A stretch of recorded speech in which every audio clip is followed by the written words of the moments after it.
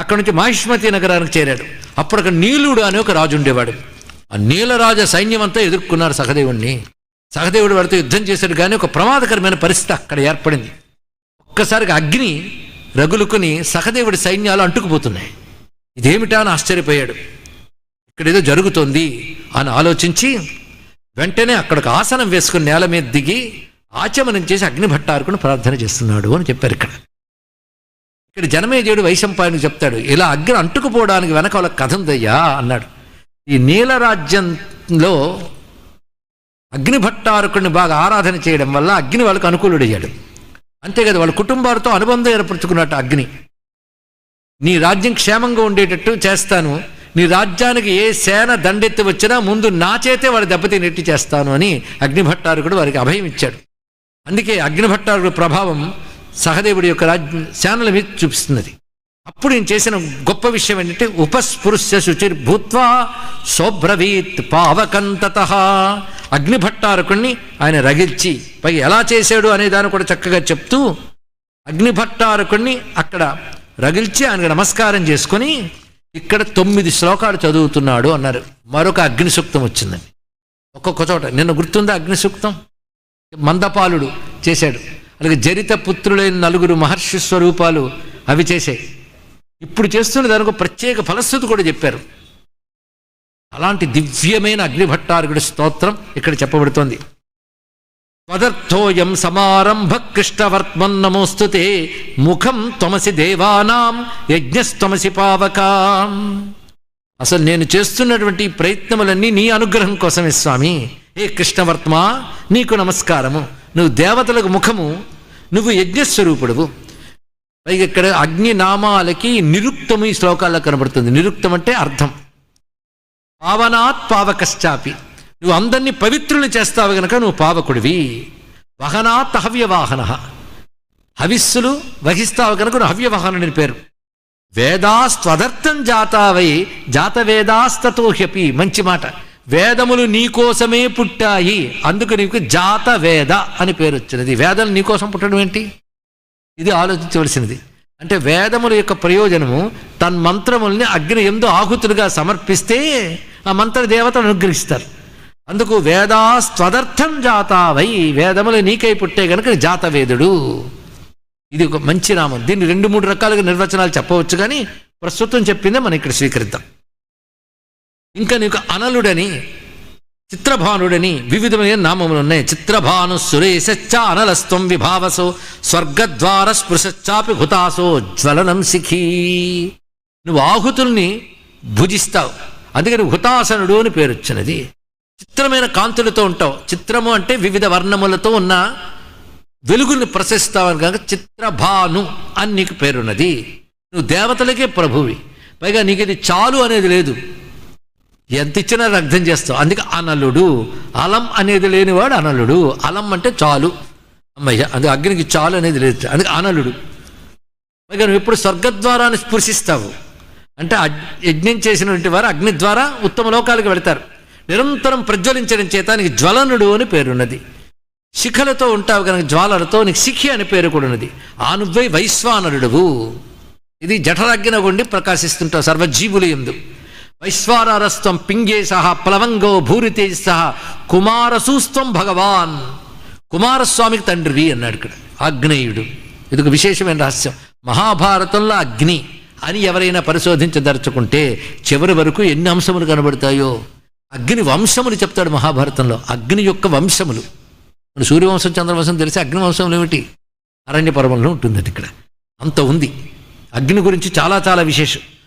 ఇందులో కొన్ని శ్లోకం మొత్తం 9 రోజు చదువుకోవచ్చు, కానీ కొన్ని మంత్రములైనా అగ్నిర్దదాతు మే తేజః వాయు ప్రాణం దదాతు మే పృథివీ బలమాదధ్యాత్ శివంచాపో దిశంతు మే. అగ్ని నాకు తేజస్సునిచ్చుగాక, వాయువు ప్రాణశక్తినిచ్చుగాక, భూమి బలాన్నిచ్చుగాక, నీరు నాకు శుభాన్నిచ్చుగాక.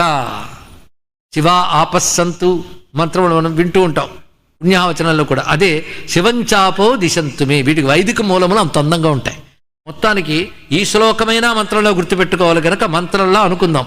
అగ్నిర్దదాతు మే తేజః వాయు ప్రాణం దదాతు మే పృథివీ బలమాదధ్యాత్ శివంచాపో దిశంతు మే. పైగా నువ్వు అపాంగర్భ, గొప్ప మాట, అపాంగర్భ అదొక సంబోధన. అంటే జలముల లోపల ఉండివాడువు నువ్వు. అపాంగర్భ మహాసత్వ జాతవేద సురేశ్వర. అపాంగర్భ అనే శబ్దం హిరణ్యగర్భ వంటిదే. జలములు లోపల ఆయన ఉంటాడు, ఆయన లోపల జలములు ఉంటాయి. ఇది ఎలా సాధ్యమయ్యా అంటే జలం అనేది ఎక్కడి నుంచి పుట్టిందయ్యా? అగ్నేరాపహ.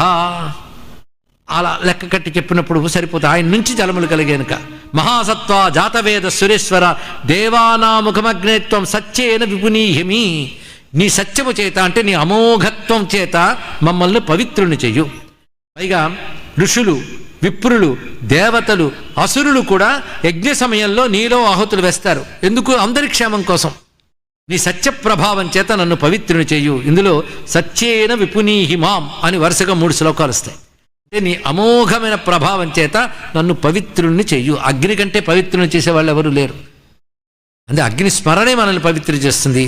ఆ అగ్ని అంత పూజ్యుడు కనుక అగ్నిహోత్రాలు పోయినా ఇంట్లో దీపాలు పెట్టుకోవడాలు ఉన్నాయి. ఇది గుర్తుపెట్టుకోండి. కనీసం అది చేసేనా స్మరణ చేసుకోవాలి. ఇక్కడ అగ్నిస్మరణ అంత అవసరం. ఏవం స్తుతోసి భగవాన్ ప్రీతేన శుచినామయ తుష్టిం పుష్టిం శృతించైవ ప్రీతించాగ్ని ప్రయచ్చమే. నేను శుచిగా నిన్ను స్తోత్రంతో ఆరాధిస్తున్నాను. అందుకు ఉన్నవాడు ఒక్కసారి దిగి ఆచమనం చేసి ఆసనం వేసుకుని ఇంత చేసేయండి, శుచిగా దేవతలను ఆరాధించాలని చెప్పడం. తుష్టి, పుష్టి, శ్రవణశక్తి, శాస్త్రజ్ఞానము, ఆనందము, వీటిని నాకు ప్రసాదించు అని అడిగాడు. ఇందులో ఏది మనకు అక్కర్లేదో చెప్పండి. అన్నీ కావాలనిపించాయో ఏదో ఒకటి సెలెక్ట్ చేసుకుంటారా? కనుక మనందరికీ పనికొచ్చేటువంటి అత్యద్భుతమైన స్తోత్రం. ఈ స్తోత్రం ప్రత్యేకత గురించి కూడా ఇక్కడ చెప్తూ వైశంపాడం అంటున్నాడు. ఈ మహాశ్లోక రూపంలో ఉన్నవి ఆగ్నేయ మంత్రములు అనిపించుకుంటాయి. శ్లోక రూపంలో ఉన్న ఆగ్నేయ మంత్రములివి. ఇచ్చేవం మంత్రమాగ్నేయం పఠన్, దీన్ని పఠించిన. రెండవది యో జుహుయాత్, ఇది మంత్రంగా పఠించుకోవచ్చు. ఒక్కొక్క దానికి స్వాహాకారం పెడుతూ హోమం చేసినప్పటికీ కూడా అతడు జితేంద్రియుడై సర్వపాపముల నుంచి బయటపడతాడు, పాపములు పోతాయని చెప్పారు. అటువంటిది అంటే దీన్ని సశాస్త్రీయంగా ప్రక్రియలకు వినియోగించుకున్న వాళ్ళు ధన్యులవుతారు అని చెప్పడం కోసం ఈ ఘట్టం చెప్పుకుని ఎవరు చేశారు? సహదేవుడు. ఆశ్చర్యకరంగా ఆ సహదేవుడి విధంగా స్తోత్రం చేసి, యజ్ఞం అంటే నిన్ను ఆరాధించడమే కదా, అలాంటి గొప్ప యజ్ఞాన్ని మా అన్న తలపెట్టాడు. ఆ యజ్ఞానికి విఘ్నం కలగకుండా నువ్వు ఇప్పుడు అనుగ్రహించాలి కనుక మేమందరం ఆ యజ్ఞ నిమిత్తమే బయలుదేరేవాళ్ళం కనుక విఘ్నం కలగకుండా నువ్వు కాపాడాలి అని ప్రార్థన చేస్తే, పైగా చేసిన తీరు కూడా ఎలా చేసాడో తెలియాలి. ఊరికినే ఎక్కడ నిలబడితే అక్కడ కాకుండా విధానం చెప్తున్నాడు. దర్భల్ని భూమి మీద పరుచుకుని కుశైరాస్తీర్య మేదిని, దర్భల్ని పరుచుకొని దాని తర్వాత ఆచమనం చేసి అగ్నిని రగిల్చి అగ్నికి నమస్కారం చేసుకుని ఈ పనింతా చేశారండి. ఇక్కడ సశాస్త్రీయంగా చేసి ఎప్పుడైతే ఈ విధంగా స్తుతించాడో అగ్ని సంతోషించాడు. పైగా కౌరవ్య ఉత్తిష్టోత్తిష్ట అన్నాడు. లేనాయన, నిన్ను పరీక్షించడం జరిగింది. నువ్వు ధర్మపరుడివి, అన్నకు తగ్గ తమ్ముడివి, ధర్మంతో దైవాన్ని ఎలాగా ప్రసన్నం చేసుకోవాలి తెలిసిన వాడివి నువ్వు. చాలా సంతోషం, నీకు విజయం కలుగ్గాక అని చెప్పి ఆ నీలరాజుని పిలిచి ఇతడితో నువ్వు మిత్రత్వాన్ని పొందు, ఆ రాజసీయాగ్ని సహకరించు, ధర్మజనికి కానుకలు పంపించు, కప్పం కట్టు అన్నాడు. ఈ విధంగా ఆజ్ఞాన్ని అనుసరించి నీలుడు సహదేవునితో మిత్రత్వాన్ని తీసుకున్నాడు.